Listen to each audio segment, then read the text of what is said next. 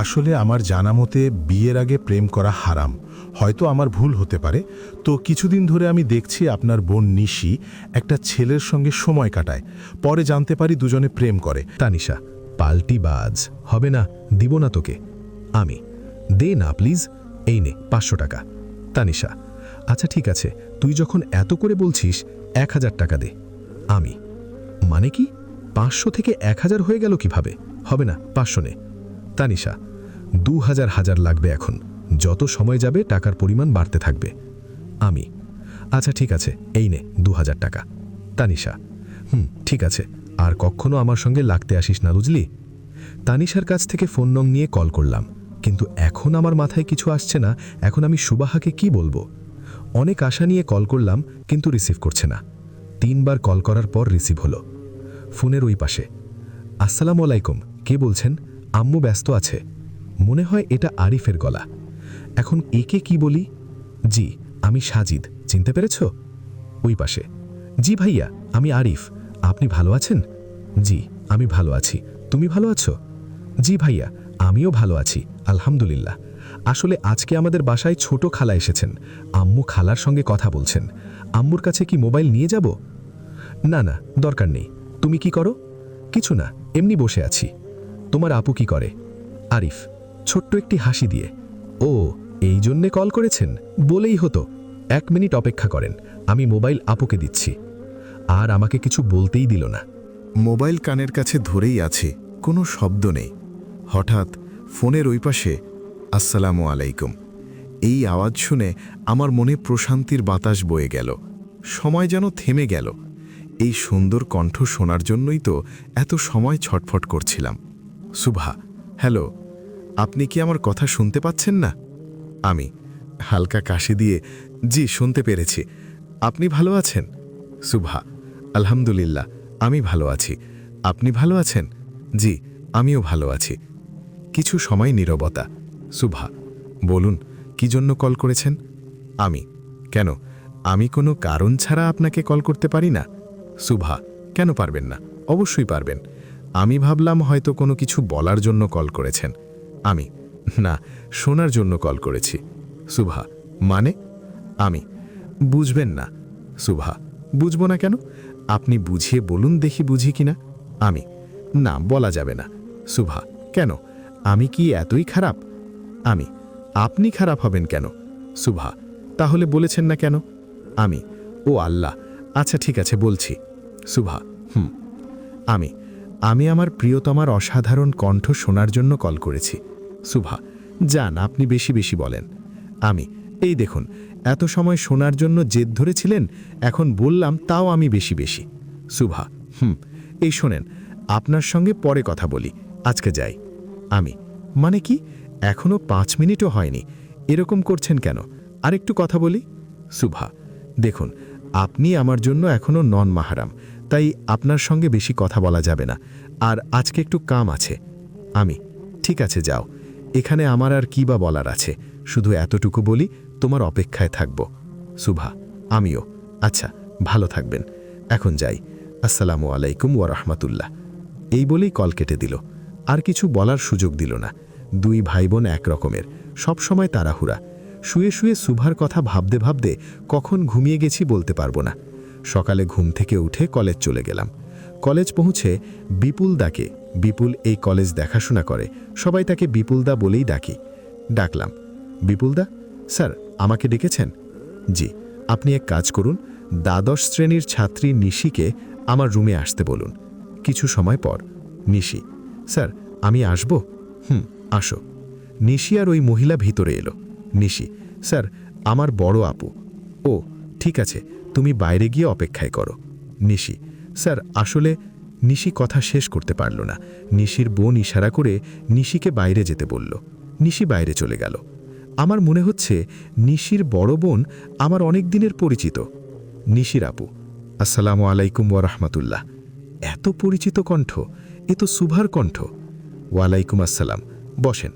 জাযাকাল্লাহ। আমি কি আপনাকে চিনি? মানে আমার মনে হচ্ছে আপনি আমার পরিচিত। মনে? আপনি কি সুভা? কে সুভা? কি বলতেছেন আপনি? আপনি কি আমাকে এখানে অপমান করার জন্য ডেকেছেন? ওরে বাপরে বাপ, এটা কি ধরনের মেয়ে? আমি, আচ্ছা সরি, আপনি রাগ করিয়েন না, আসলে ভুলটা আমারই ছিল। জি বলুন, কি জন্য আসতে বলেছিলেন? জি, আসলে আপনাকে বিষয়টা কিভাবে বলবো বুঝতে পারছি না। আপনি পর্দা করে আছেন, খুব ভালো। আমি আসলে ধর্মের ব্যাপারে কিছু জানি না, ভুল হলে ক্ষমা করবেন। জি বলুন। আমি আসলে আমার জানা মতে বিয়ের আগে প্রেম করা হারাম। হয়তো আমার ভুল হতে পারে। তো কিছুদিন ধরে আমি দেখছি আপনার বোন নিশি একটা ছেলের সঙ্গে সময় কাটায়। পরে জানতে পারি দুজনে প্রেম করে। এখন কে প্রেম করে আর কে প্রেম করে না তা নিয়ে আমার কিছু বলার নেই। কিন্তু নিশির পরীক্ষার ফলাফল দেখে তো আমি অবাক হয়ে গেছি। আপনি নিজেই দেখে নিন, নিশি অনেক ভালো ছাত্রী। নিশি সাধারণত ১০০-র ভেতর ৯০-৯৫ করে করে নাম্বার পেয়ে থাকে, কিন্তু এখন নিশি ১০০-র ভেতর ৫০-৬০ নাম্বার পেয়েছে। এই বিষয়ে আমরা অধ্যক্ষ ছাড়ের সঙ্গে আলোচনা করেছি। সব ছাড়েই এই মতামত দিয়েছেন যে নিশি প্রেম করার জন্যই এই অধঃপতন হয়েছে। আপনি কি বুঝতে পারছেন আমার কথা? নিশির আপু, জি বুঝতে পারতেছি, আপনি বলুন। আমি আসলে অধ্যক্ষ ছাড় আপনার আব্বু আম্মুকে বিষয়টা জানাতে চেয়েছিল, কিন্তু আমি ভাবলাম এতে হয়তো ভালোর চাইতে খারাপ বেশি হতে পারে, আপনার বাবা মা মন খারাপ করতেন। তাই আমি চাইছিলাম যে নিশির বড় ভাইকে কথাগুলো বলি, কিন্তু নিশি বলল যে নিশির কোনো বড় ভাই নেই, তাই আপনাকে এখানে আসতে বলা। আশা করছি বুঝতে পারছেন।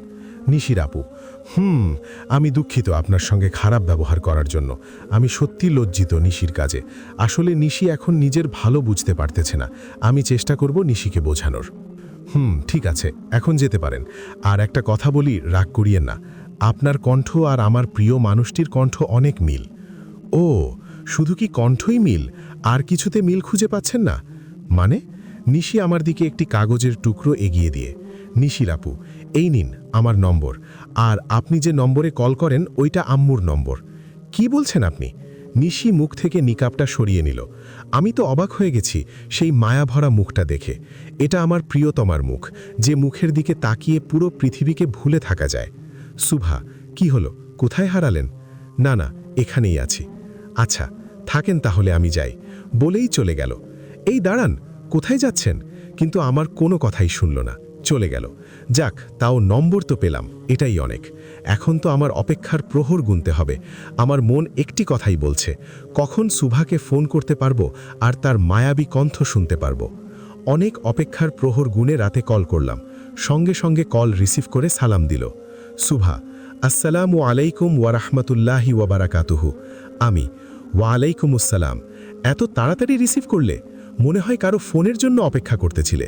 সুভা, করতেই পারি, কেন, আপনার কি কষ্ট হচ্ছে? আমি, কষ্ট দিলে তো কষ্ট লাগবেই। ভালো আছেন? সুভা, আলহামদুলিল্লাহ ভালো। আপনি ভালো আছেন? জি ভালো আছি। আচ্ছা, নিশি তাহলে তোমার বোন? সুভা, জি।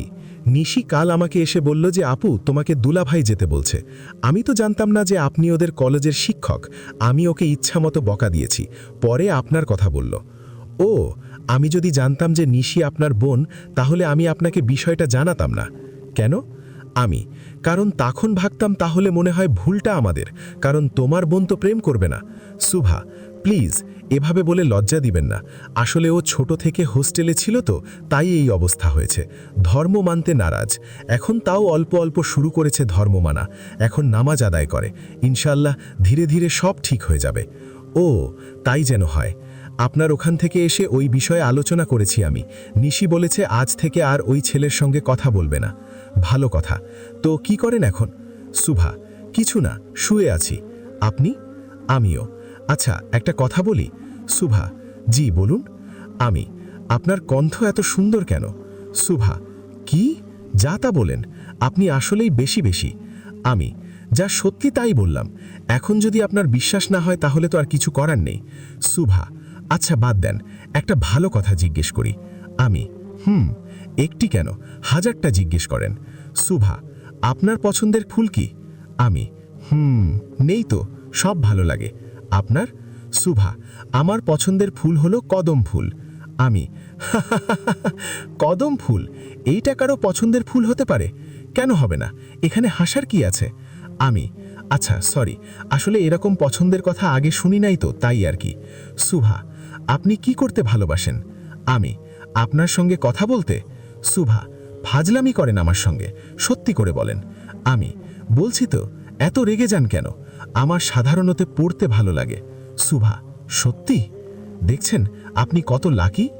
আমি বুঝলাম না কিভাবে আমি লাকি। শুভা, আল্লাহ যে কাজটি সর্বপ্রথমে করতে বলেছেন ওই কাজটাই আপনার পছন্দের কাজ। তাহলে দেখুন আল্লাহ আপনাকে কত ভালোবাসে।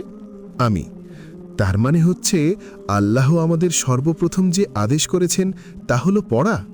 শুভা, পবিত্র কোরআনে সর্বপ্রথম যে আয়াত নাজিল হয়েছে তা হলো পড়ো। আমি বাহ, সত্যি অসাধারণ।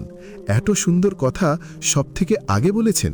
শুভা, আমি কি জানতে পারি আপনার পছন্দের লেখককে? আমি অবশ্যই, কেন না।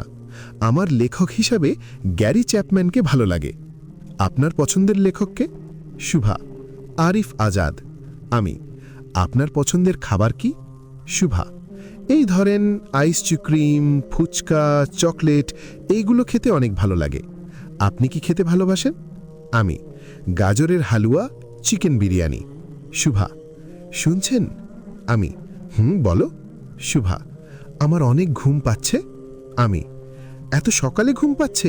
কি আর করার, আচ্ছা ঘুমিয়ে যাও। শুভা, কালকে একটু দেখা করতে পারবেন? আমি সত্যি? কখন, কোথায়? শুভা, বিকেল 3টায় কুনিকা রেস্টুরেন্টে। আমি বান্দা ঠিক সময় পৌঁছে যাবে। শুভা, যাই তাহলে। আসসালামু আলাইকুম ওয়ারাহমাতুল্লাহ। এখন শুধু অপেক্ষা বিকেল 3টের। অবশেষে অপেক্ষার অন্ত পরে বিকেল 3টে বেজে গেছে। আমি আগেই পৌঁছে গেছি, কিন্তু শুভার আসার কোনো খবর নেই। 20 মিনিট পর একজন বোরকা পরা মেয়ে শুভা এসে আমার সামনে এসে বসে পড়ল। সঙ্গে আরিফও আছে।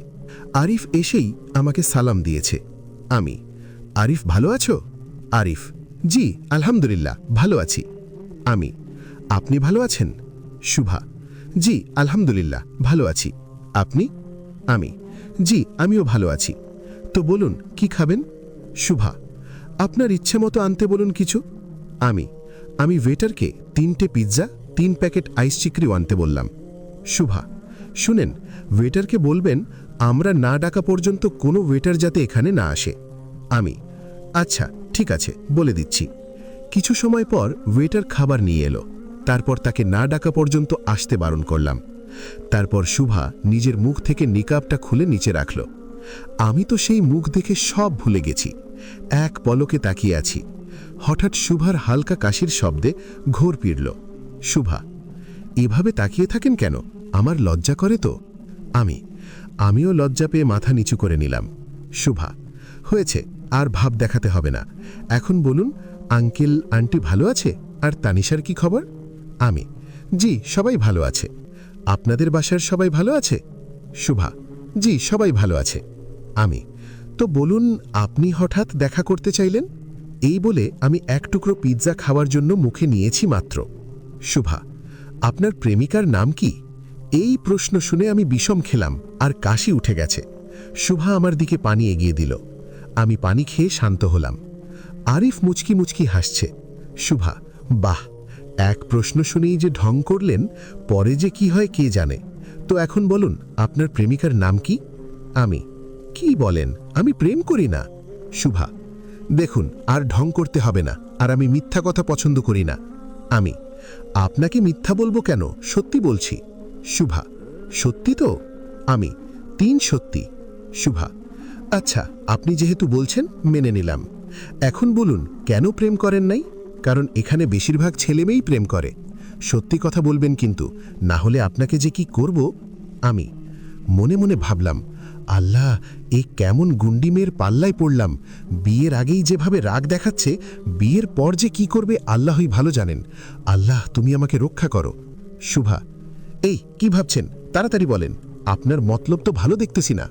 আমি আরে না, বলছি আসলে আমি একটু লাজুক প্রকৃতির ছেলে।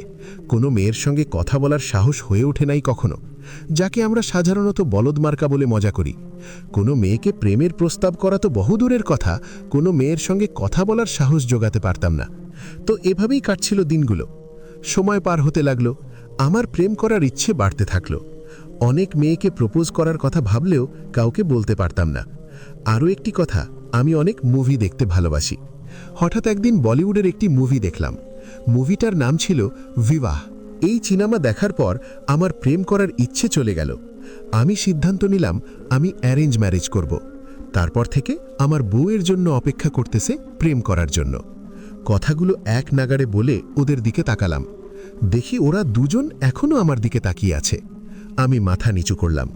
আরিফ, বাহ বাহ ভাইয়া, অসাধারণ লাগলো আপনার কথা।